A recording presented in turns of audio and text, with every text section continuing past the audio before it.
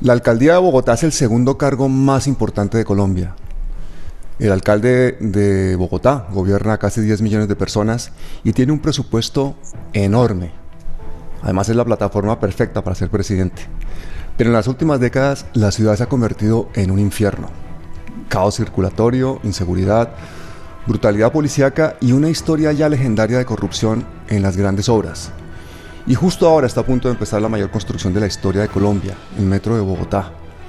Así que para saber lo que está pasando, hemos invitado hoy a uno de los concejales jóvenes y aguerridos que están ayudando a redirigir este caos llamado Bogotá. Atentos, porque pueden ser palabras mayores.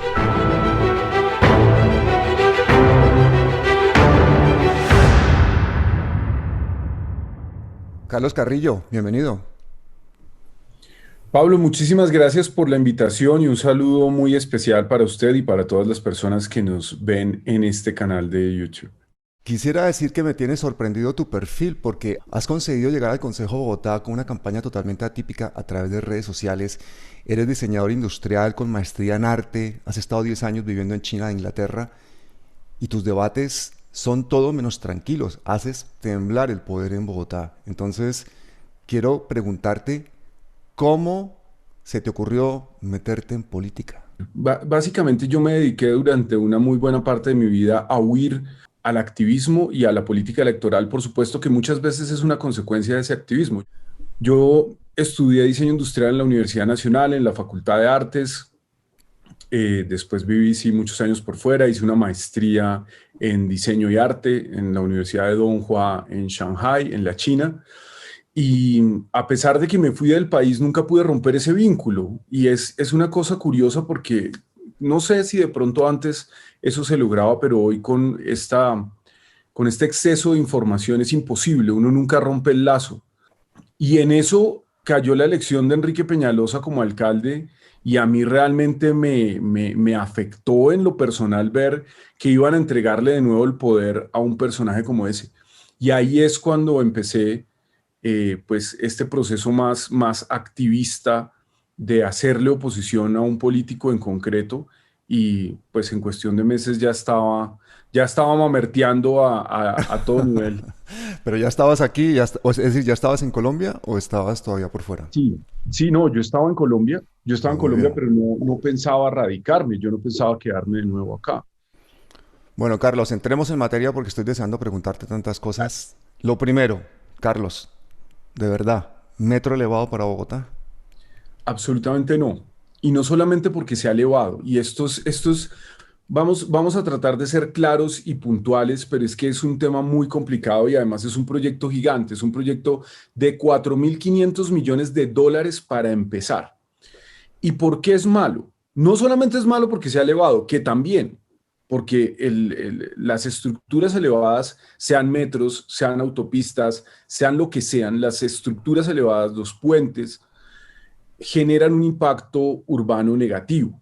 Pues es que nadie quiere que le tapen el sol, nadie quiere que le rompan el barrio por la mitad, eso es indeseable. Pero aparte de que es elevado y que genera esos impactos urbanísticos, está pensado en cada detalle para beneficiar al sistema de buses. Esto es una locura. Esto no existe, Pablo. Tú vives en Madrid y sabes perfectamente lo que es el metro de Madrid. Y Pero yo creo parece que Madrid y todas las grandes ciudades del mundo están equivocadas, ¿no? Tendrían que haber hecho que un metro elevado.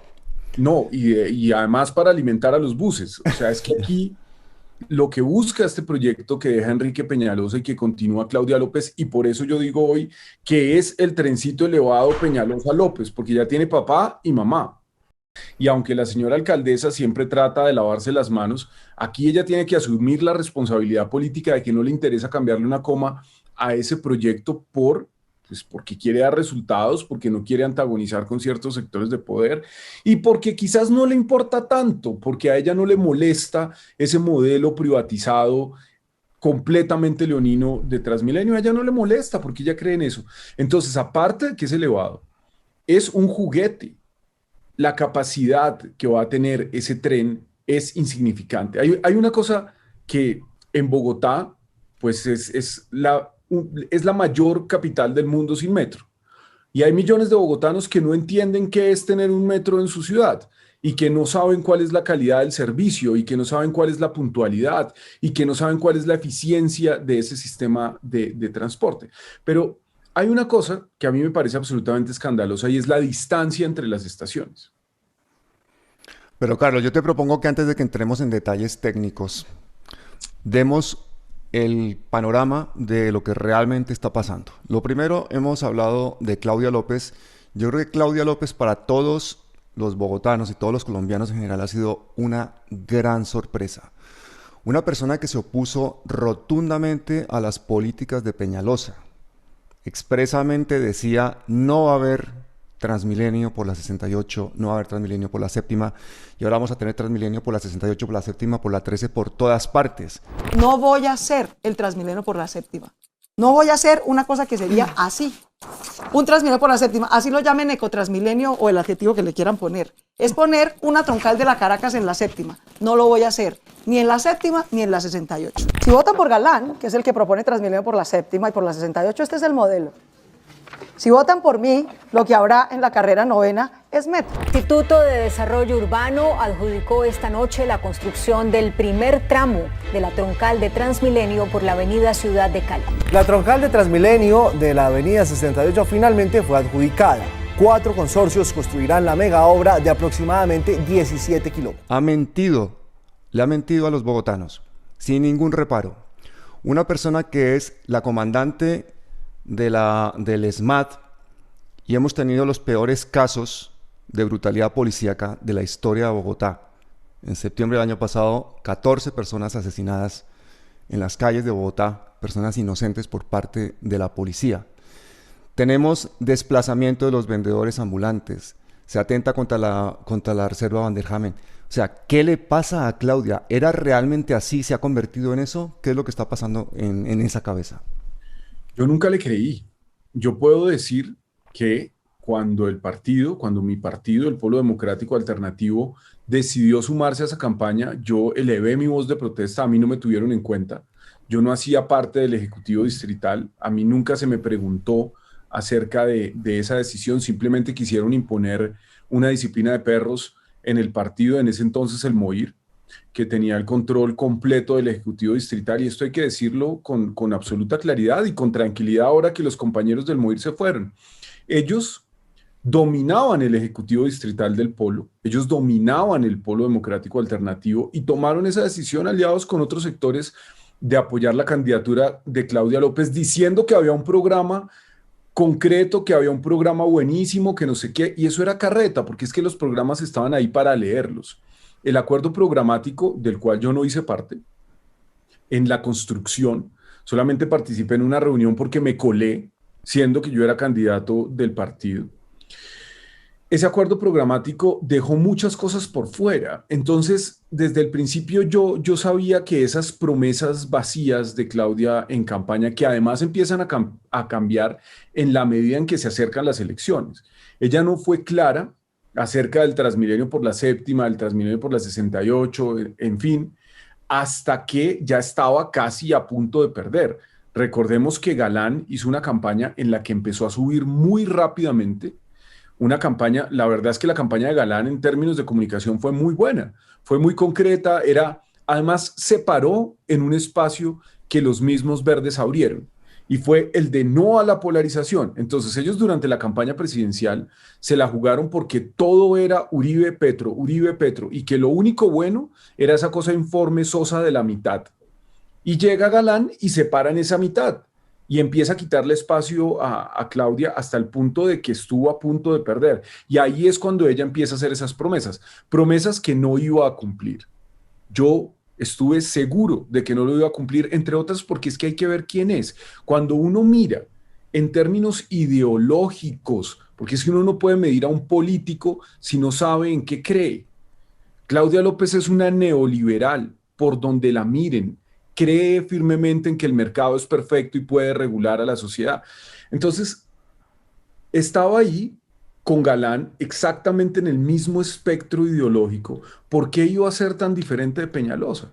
Cuando hacía, ella dice con mucho orgullo que es que en el 2015 ya no le hizo campaña a Peñalosa, pero en el 2014 sí, y no le hizo campaña a Peñalosa en el 2014 a la alcaldía, sino a la presidencia.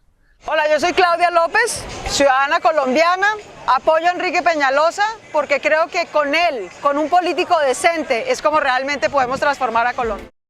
Entonces, esto claramente era una farsa, era un ejemplo más de estos políticos que se ponen una máscara dependiendo de lo que pida la campaña. Entonces, yo realmente, para mí no ha sido una sorpresa, pero yo sí sé que millones de bogotanos se sintieron defraudados y hoy se sienten engañados por la alcaldesa.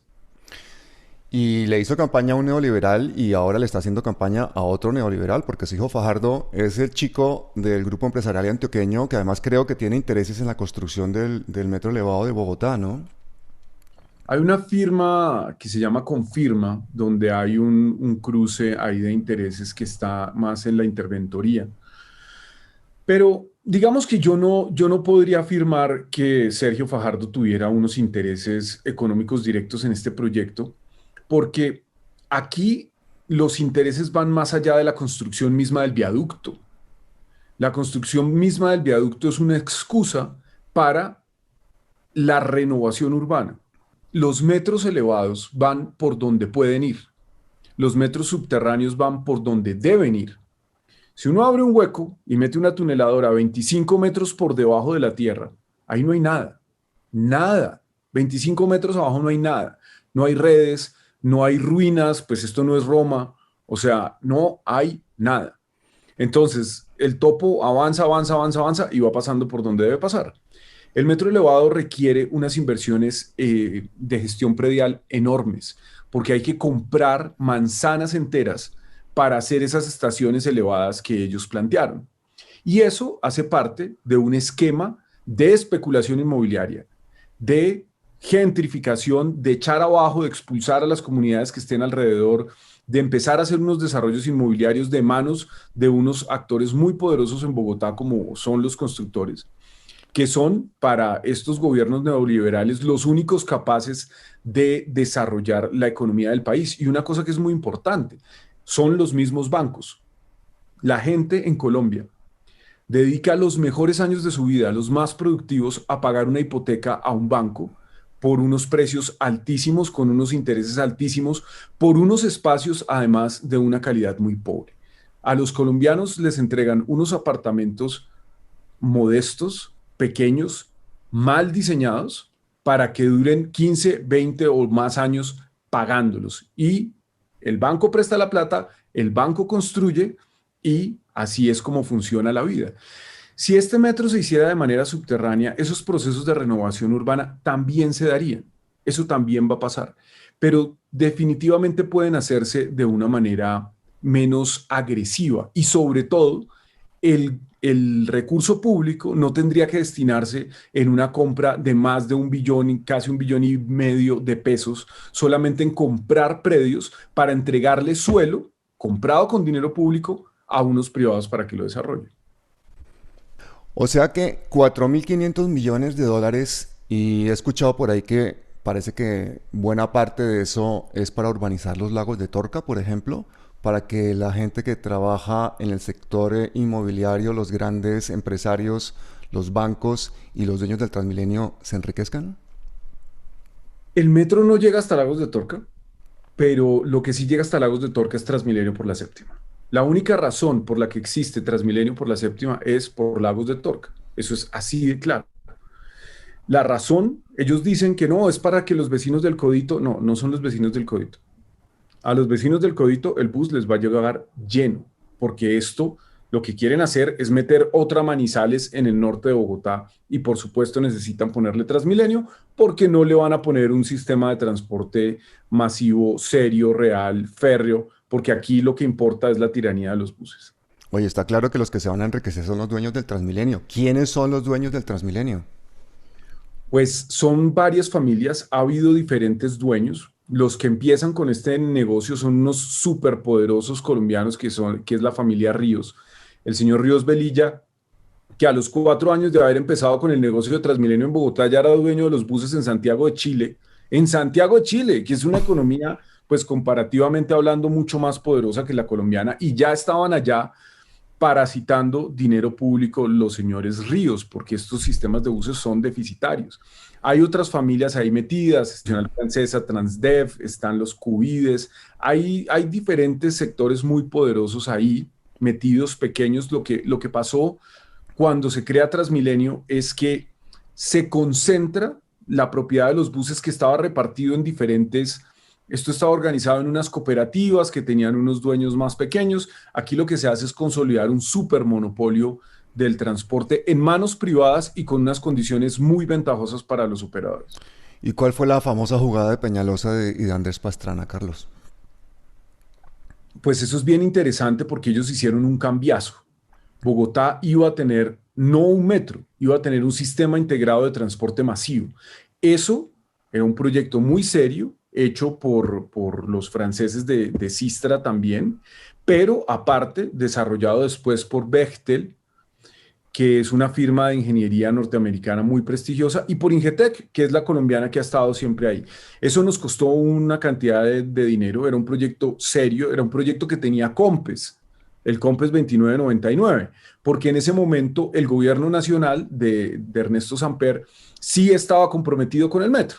Y entonces llega Enrique Peñalosa y por una pura vendetta política con Andrés Pastrana y pues por los negocios, por supuesto, que están ahí detrás para unos privados, tiran a la basura la posibilidad de que Bogotá comenzara a construir ese sistema integrado de transporte masivo. Eso es una pena. Si no es muy democrático enterrar a los ciudadanos que usan el transporte público, que son los héroes, muchos los ciudadanos que usan el transporte público son los héroes sociales, están ayudando al medio ambiente, al tráfico y todo, ¿por qué enterrarlos bajo tierra? Porque ¿No? más rápido. Eso no, yo creo que un bus, un bus más eficiente, ¿o no? Los buses pueden ser más rápidos que el metro en muchos sentidos. Y es un capítulo de la historia de Bogotá del que poco se habla, y aunque está documentado, yo de hecho lo he documentado bastante, es algo que quedó un poco en el olvido y no han tenido que pagar su responsabilidad política tanto Enrique Peñalosa como Andrés Pastrana de haberle robado a la ciudad la posibilidad de tener un sistema integrado de transporte masivo. Yo quiero decir que yo me he enterado de eso gracias a tu canal de YouTube. Y yo invito a todos los que nos escuchen a que sigan a Carlos Carrillo en YouTube, porque los debates que él hace están ahí. Y yo creo que es una ventana abierta al interior de lo que está pasando en nuestra ciudad. Y en este momento de toma de decisiones importantísimas, tengo que hacerte la pregunta del millón. Y es, ¿Claudia López podría haber echado para atrás los contratos del metro, como dice, por ejemplo, Petro? ¿O le creemos a los verdes en que eso era una cosa completamente inevitable porque ya estaba firmado? Pues Pablo, lo que dicen los verdes siempre es que si ella llega a tocar ese contrato se va a la cárcel. Eso es lo que dicen. Y yo les digo una cosa con absoluta convicción. Si yo, por salvarle a Bogotá 4.500 millones de dólares, me tengo que ir a la cárcel, me voy a la cárcel. Me voy a la cárcel. O sea, mi libertad, mi tranquilidad, mi carrera política no vale que millones de personas estén condenadas a un transporte indigno durante los próximos 60 o 70 años, porque es de eso de lo que se trata. Es una cosa de ese nivel de importancia. Entonces aquí el cálculo no puede ser, ay, es que no voy a poder ser candidata presidencial, ay, es que me voy a meter en líos con la justicia. No, aquí el cálculo tiene que ser que si alguien decide asumir la responsabilidad de ser alcalde y de tener en sus manos el destino de una ciudad del tamaño de Bogotá, pues también debe estar dispuesto a asumir el riesgo personal. Eso Bueno, para empezar. Ya hemos visto los riesgos personales, fíjate lo que le pasó a Petro con las basuras y ese tipo de cosas. Y luego la justicia le ha dado la razón en todos los casos, ¿no?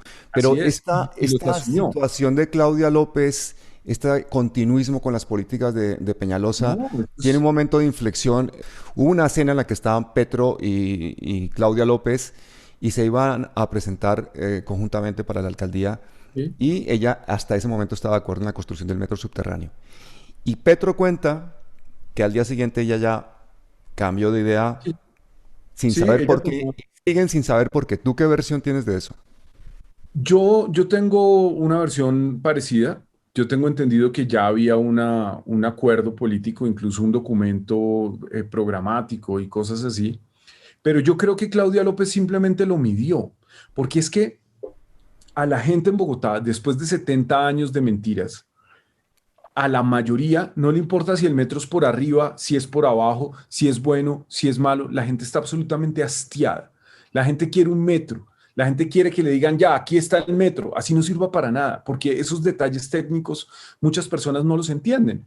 Y Claudia, que es una política muy profesional, que todo lo mide, que todo lo calcula, que todo lo saca de las encuestas, de los grupos focales, yo creo que lo midió y se dio cuenta de que podía ganar sin Petro. Y efectivamente ganó. Y además eso le permitía, de cara a su proyecto político, que es ser presidenta de Colombia, independencia de Petro.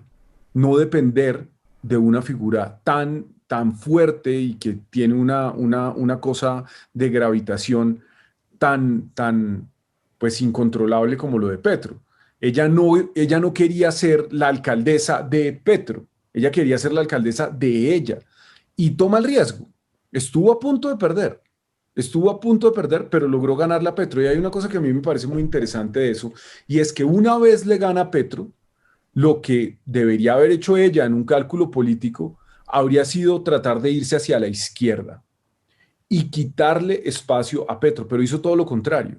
Se va hacia la derecha y le deja todo el espectro del cambio a Petro, y creo que eso puede tener unas consecuencias bien importantes para el 2022. Efectivamente, pero también tenemos que reconocer que Petro se lo puso bastante fácil insistiendo en la candidatura de un personaje controvertido en ese momento como era Holman Morris con el tema de las denuncias que tenía, ¿no? Sí, era una candidatura claramente inviable por muchas razones. Además, pues yo respeto a Holman Morris, digamos, en su ejercicio periodístico. Él fue un excelente periodista, Pablo. Yo creo que el trabajo que él hacía como periodista de guerra de este país, creo que de los mejores periodistas que ha tenido el país, ¿no? De investigación brutal. Pero ahora, por ejemplo, yo le oigo en su canal y yo no sé si él es el entrevistado o el entrevistador. Está clarísimamente haciendo un proselitismo allí político, entonces yo creo que eso le quita credibilidad.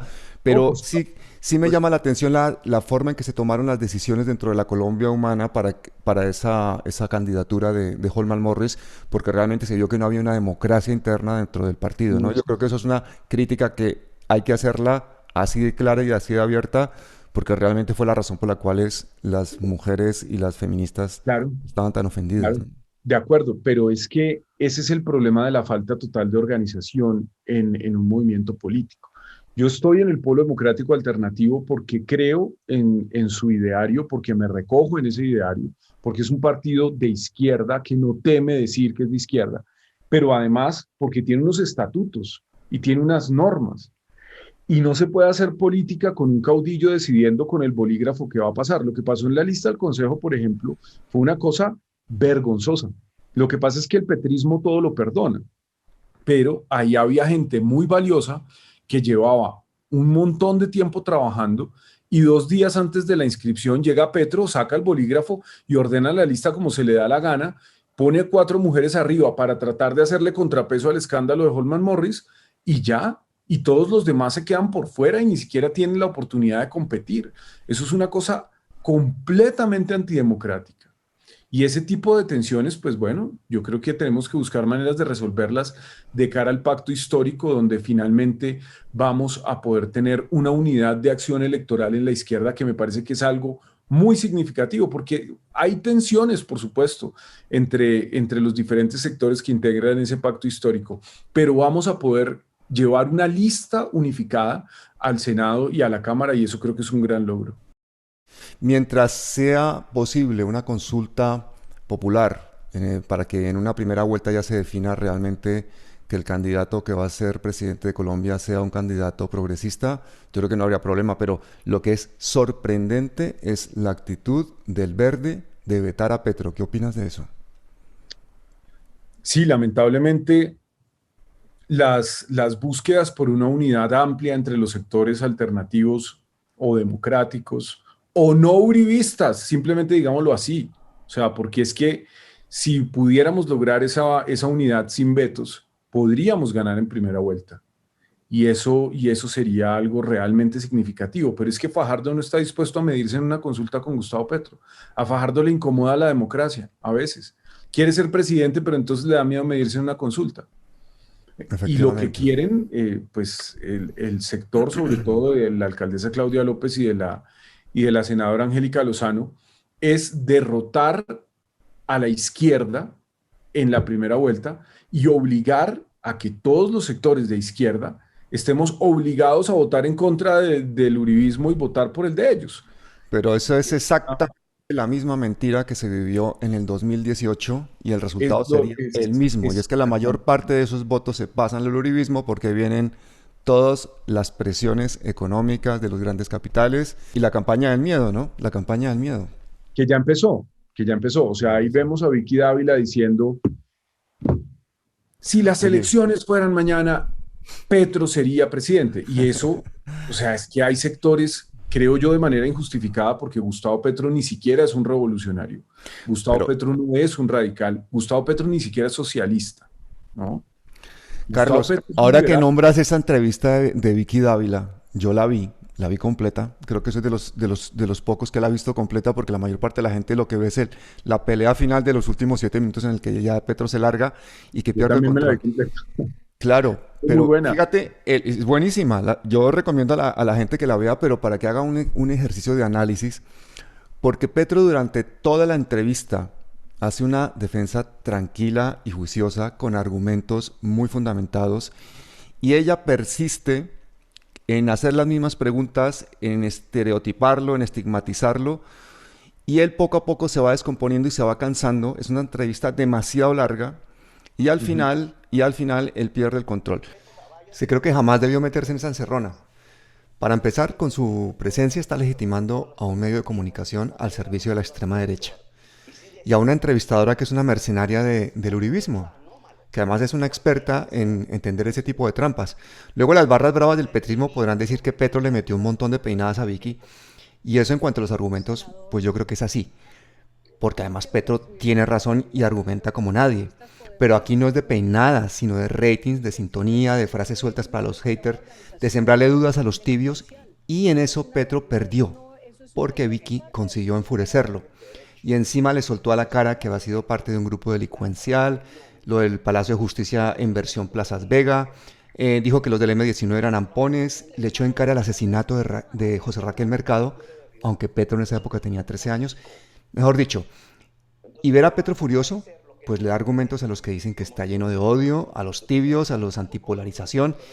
Y luego, si te fijas en el lenguaje paraverbal, ella parece iluminada, maquillada, cámara y sonido perfectos, voz de víctima o de indignada, y él con un móvil de abajo hacia arriba, porque además tiene el móvil en la mano, se va moviendo, la imagen es borrosa, está entre sombras, y esa imagen hacia arriba y todo eso hace como poniéndoselo todo muy fácil a los que quieren hacerle memes de mesías o de prepotentes. Entonces yo creo que todo eso le da oxígeno al antipetrismo. Grave error de comunicación de la Colombia humana. Creo que debería estar usando más bien canales independientes y alternativos para hacer pedagogía social, y no los del establecimiento para hacerlos ganar dinero y visibilidad. No olvidemos que los algoritmos de las redes favorecen al establecimiento. No basta con ser mejor jugador, hay que saber dónde se juega. Y creo que cualquier experto en comunicación habría previsto todos esos fallos. Y ese fallo, pues fue gordo, pero nos deja ver que ahí dentro de la Colombia humana hay mucha inocencia y mucha improvisación, por decirlo suavemente. ¿Cómo es posible que se caiga una y otra vez en ese tipo de encerronas? ¿Qué clase de asesores de imagen, de marketing y de estrategia política tiene la Colombia humana? No, es que Petro no tiene, o sea, Petro es Petro. Petro es Petro. Petro es un tipo que describe claramente cuál es la soledad del poder. Petro es un tipo que yo siento aislado. No es muy difícil llegar a él.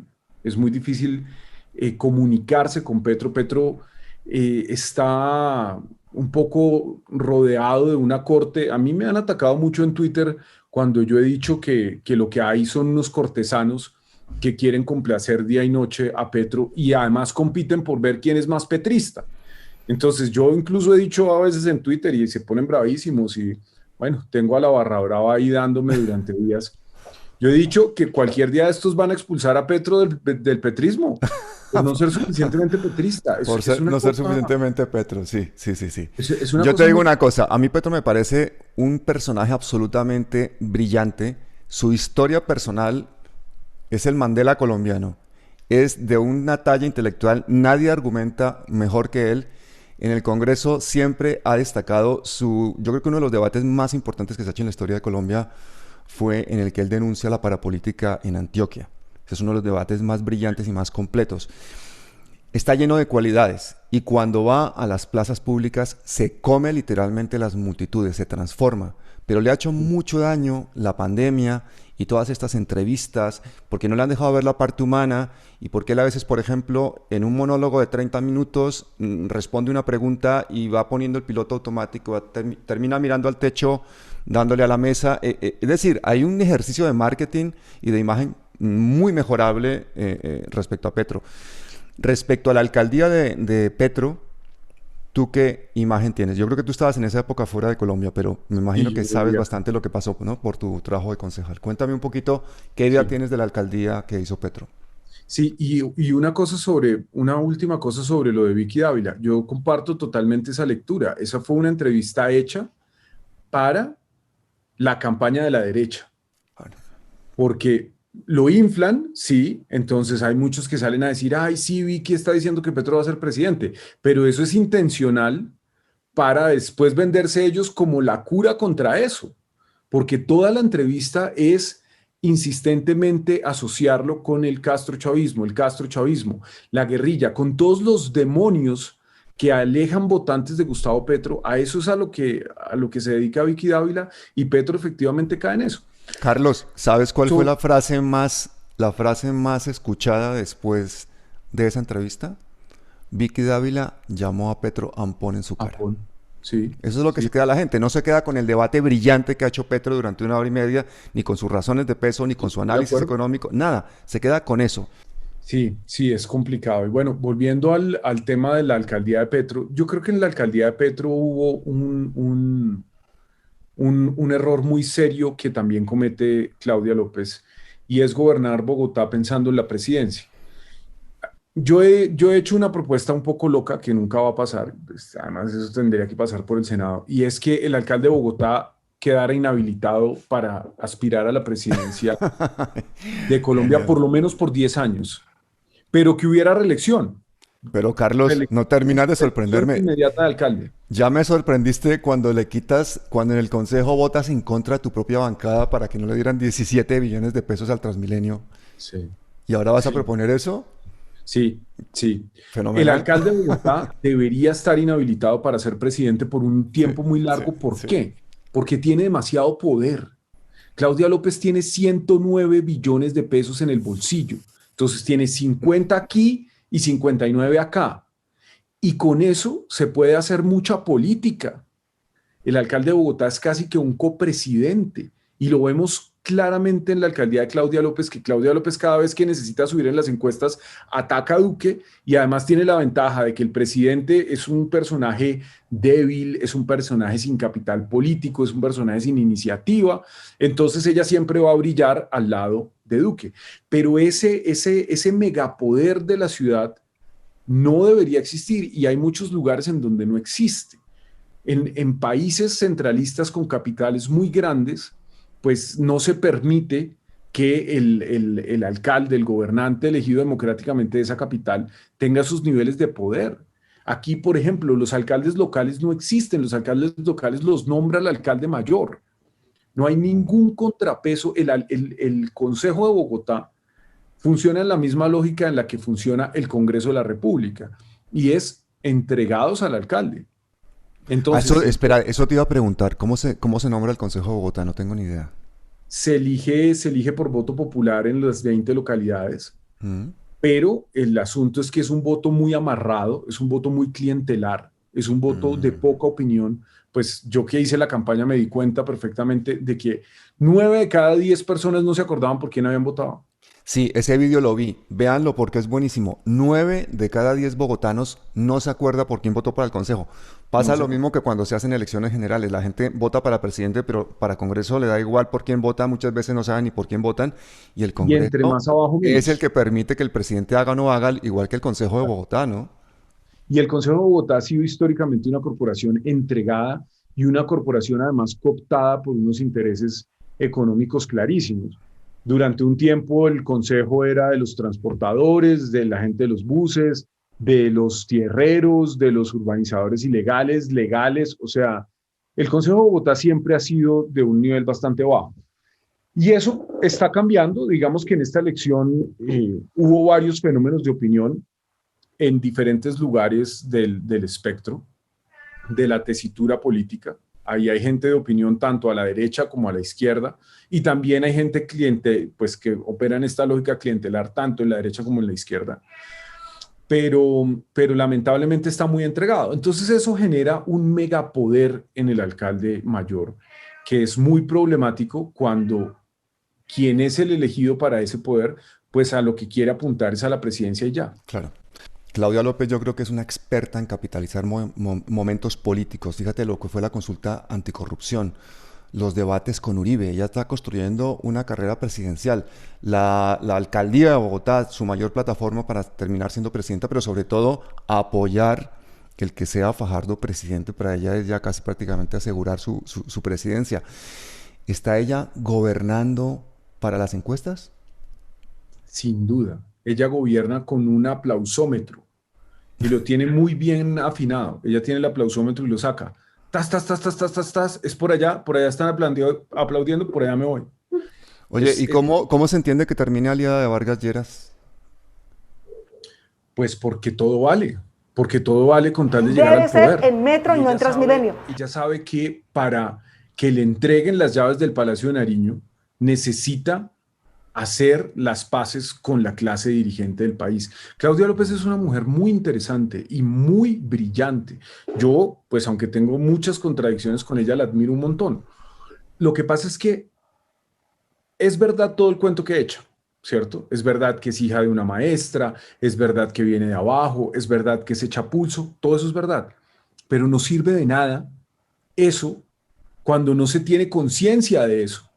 Porque entonces ella lo que promueve es ese dogma liberal de que todo es culpa del individuo y que además todo es mérito del individuo. Entonces, ella dice, si yo pude ser una niña pobre, lesbiana, en la localidad 10 de Engativá, que llegó a ser la mujer más poderosa del país, niñas, ustedes también pueden. No, eso no es verdad.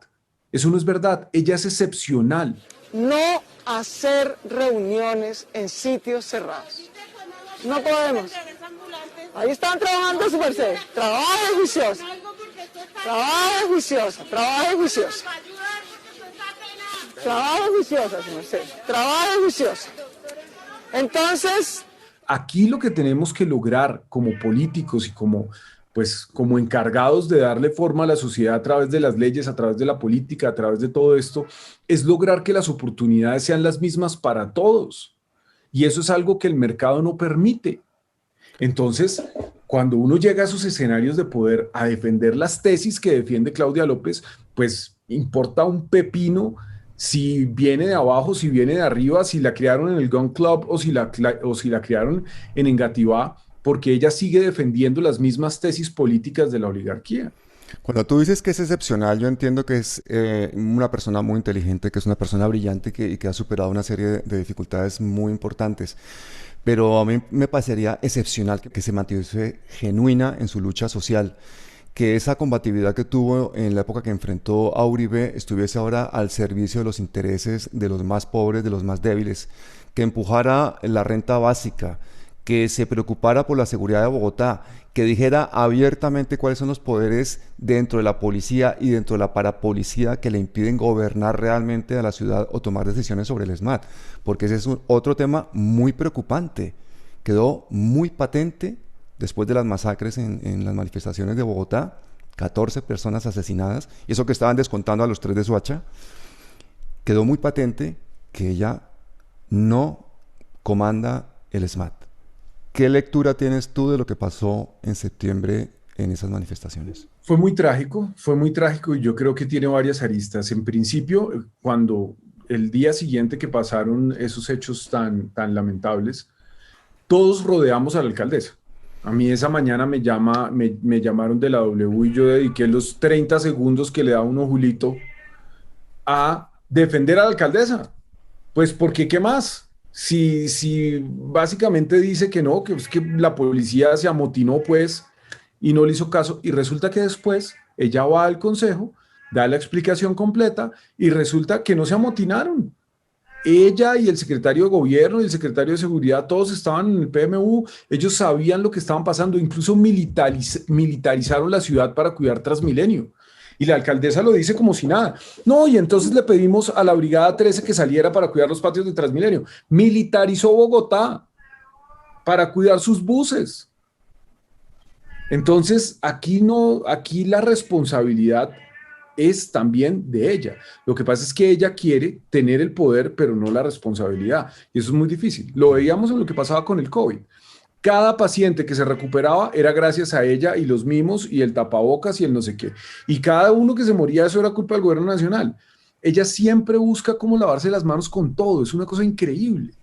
Pero fíjate cómo jugó con ese megáfono por los barrios gritando. Ese tipo de populismo es el que yo creo que la gente no le perdona, aparte de todas las mentiras con lo del metro y todo ese tipo de cosas. Los muertos no se resucitan porque al día siguiente se haga una misa en un parque, ni vamos a tener una situación mejor por la pandemia cuando no se empuja una renta básica desde todos los ámbitos.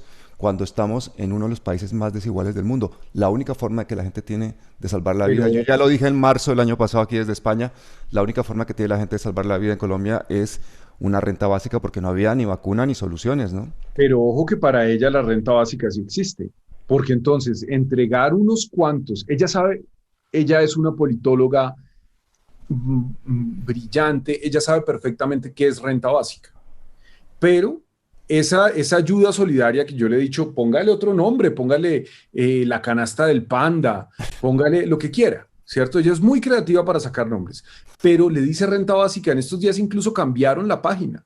Es Renta Básica Bogotá.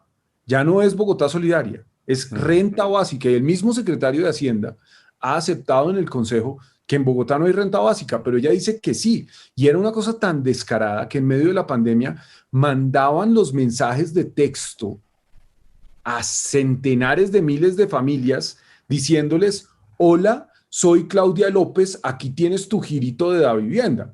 O sea, es que eso es exactamente lo mismo que poner la cara del político en un mercado que entregan.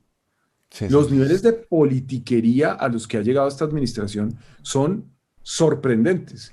Y eso pasa de agacha, pues porque además los medios, los grandes medios de comunicación están 100% fletados.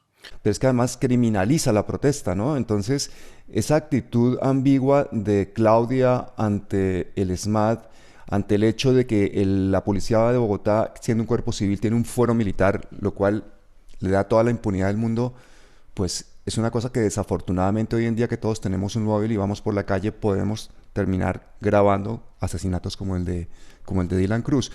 ¿Qué crees tú que pasa realmente al interior de la policía en Bogotá? Pues desde el principio de la campaña estuvo claro que ella no quería tomar una postura crítica sobre la realidad de la policía. Tanto así que a nosotros no se nos puede olvidar una cosa, y es que cuando Claudia López era senadora, ella fue la autora, junto a Barón Cotrino y Juan Manuel Galán y otros senadores, del Código actual de Policía. Y ese Código de Policía lo hicieron con los policías. Eso no fue un código pensado desde la sociedad civil de cómo vamos a mejorar la policía. Fue un código pensado para darle más dientes a una institución que desde sus primeros días allá a finales del siglo XIX con este señor Marcelino Gilibert, ha usado el miedo como un arma de control. A eso le apuesta la policía colombiana, y es lamentable que la policía no acepte la necesidad de la reforma estructural para reconciliarse con la sociedad. Yo yo no creo que sea correcto atacar a la institución, porque eso es peligroso. Pero el problema es que cuando la institución se niega a aceptar que el país cambia, pues ahí empezamos a tener un problema muy grave. La policía colombiana, como existe hoy, existe dentro de una doctrina militar del enemigo interno. Es una policía pensada para un país en guerra civil y no hay justificación alguna para que los policías, por ejemplo, tengan fuero penal militar. No hay justificación alguna. La policía debe ser un organismo civil, debe ser un organismo formado en derechos humanos a profundidad, debe ser un organismo que se encargue de garantizar los derechos de los ciudadanos y no de reprimirlos y de ver en el ciudadano que protesta un posible enemigo, un subversivo. Eso es terrible. Esa doctrina de la policía hay que cambiarla y hay que cambiarla de fondo. Y a Claudia López eso no le importa. Ella en la campaña decía que ella iba a ser la jefe de policía, que los ladrones iban a temblar. O sea, le faltaba decir que mano fuerte, corazón grande. Yo creo que la primera cosa que habría que enseñarle a la policía y a los militares en general es que la protesta social es un derecho. No se puede criminalizar. Carlos, volviendo al Consejo de Bogotá, uno de tus debates que me ha llamado también mucho la atención fue el tema del Bog Data, lo de la privatización del software de manejo de datos de toda la gestión fiscal. Cuéntale a la gente qué es eso, porque la gente no tiene ni idea, y a mí me ha sorprendido tanto que se vayan a poner nuestros datos fiscales y todo ese manejo de información en manos de una empresa privada. ¿Cómo puede ser? Una de las cosas que a mí más me sorprendió de ese tema es cómo Claudia López no es capaz de tomar la decisión de apretar a ese contratista, porque yo no le encuentro justificación política. No se la encuentro. Digamos que en el caso del metro, en el caso del Transmilenio, en el caso de no sé qué, ahí hay un componente de lo visible que es la pelea, de lo que puede ganar o perder en términos políticos con ella, pero esta es una pelea que no le importa a nadie, más que a los contratistas, que no les están pagando, que los dejan sin salario, y a unos concejales por ahí que nos interesa. Pero esto es un problema que no le interesa a la opinión pública, que no existe en la opinión pública. Ella perfectamente podría disciplinar a ese contratista, porque el contratista ha incumplido una y otra vez. Entonces uno dice, pero ¿por qué no protege los recursos públicos en una cosa tan importante? Yo no lo puedo entender. No lo puedo entender. Entonces ella dice que se reunió con el secretario general de Peñalosa en el Empalme y le dijo: Raulito, qué chicharrón que nos dejaste, Raulito. Pero no te preocupes, Raulito, que nosotros adoptamos a ese niño con amor. Y efectivamente lo está adoptando con más amor del que tenía Peñalosa. Es que Peñalosa dejó listo, esto es una cosa bien interesante, yo lo digo en el debate. Es como un software en donde eso tiene dos ramas, un core tributario y un ERP, que es el que maneja todos los procesos fiscales del distrito, y el otro, el del recaudo de impuestos. O sea, a través de ese software es por donde se cobran los impuestos de los bogotanos. Por donde se cobran los impuestos de los bogotanos, ya está. Donde se distribuye el dinero. ¿Y eso lo quieren privatizar? ¿Ese software lo quieren privatizar? Ya lo privatizaron. Ya lo privatizaron, eso ya es un hecho. La discusión el año pasado fue sobre la salida en vivo de ese software, porque había tenido infinidad de problemas. Y nosotros teníamos un software hecho en casa que se llamaba así Capital, en el que la Secretaría misma de Hacienda había estado trabajando durante décadas, y era un software que, si bien tenía falencias, pues según dicen los mismos, muchos ingenieros que han trabajado en ese software desde la misma Secretaría de Hacienda, era un software funcional, que tenía problemas, sí, pero funcionaba. Y cambiamos ese por uno privado que no funciona. Y sabíamos además que íbamos a tener ese tránsito que dejó a 40,000 contratistas de Bogotá sin salario en plena pandemia. Esto es una cosa que uno creería que es inconcebible, pero vuelvo al tema del control, del control excepcional. Peñalosa lo firma, lo pide 2 días después de que ya no era alcalde. Y entonces le contestan como: venga, señor, es que usted ya no es el alcalde. Y esto solo lo puede pedir o el alcalde o el Consejo de Bogotá por mayoría simple. Y la alcaldesa no ha querido. No ha querido. Carlos, ha pasado un año y no ha querido hacer ese trámite. ¿y Porque cuál no le interesa cuál que- es el peor escenario de que un privado tenga el software con el que o a través del cual se cobran los impuestos a los bogotanos? ¿Cuál es el peor escenario que puede suceder? A mí me parece que hay un problema grave de soberanía en esto.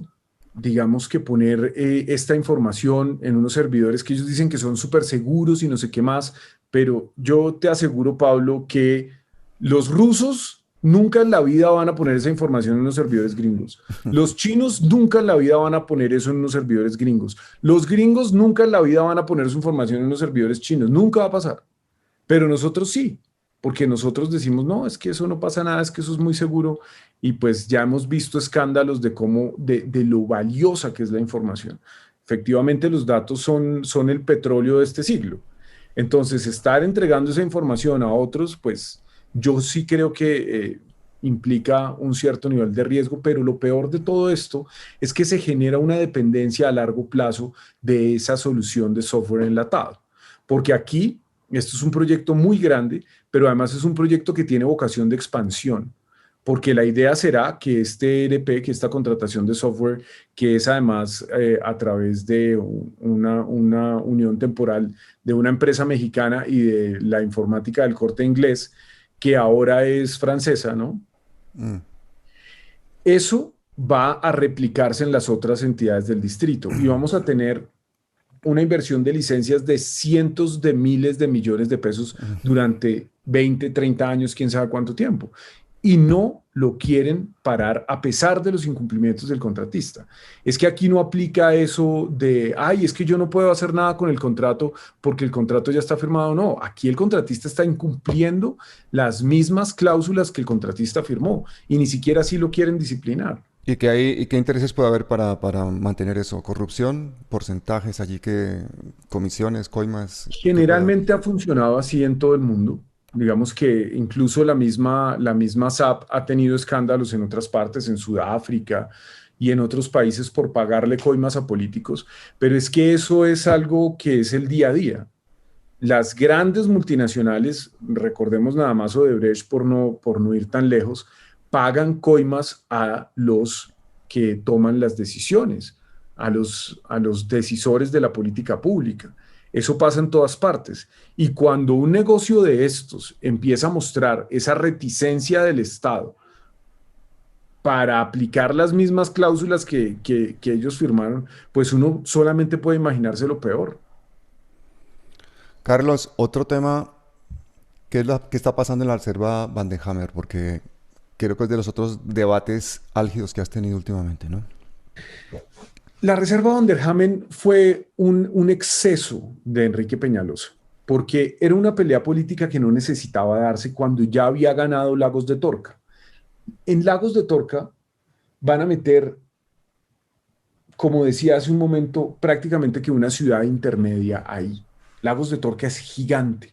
En los próximos 10 o 15 años no hay forma de urbanizar otros espacios en el norte de Bogotá, porque solamente el proyecto de Lagos de Torca ya se va a llevar toda la posibilidad de urbanización. Sin embargo, Enrique Peñalosa, que es una planadora de cambio de uso del suelo, se metió con toda en acabar la reserva como realidad pues jurídica.